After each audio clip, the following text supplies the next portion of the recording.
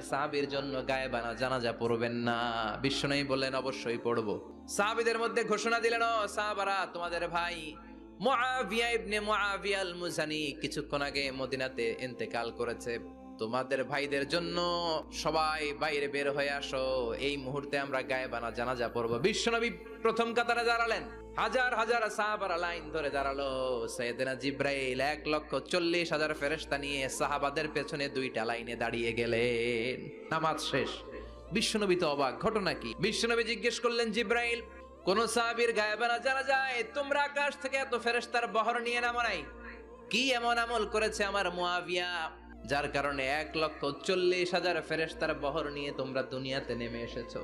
সাইয়েদনা জিব্রাইল বললেন, নবী, তেমন কোনো বড় আমল নয়, ছোট্ট একটা আমল। আপনার এই প্রিয় সাহাবী হাঁটতে বসতে চলতে ফিরিতে সব সময় পড়তো কুল হুয়াল্লাহ।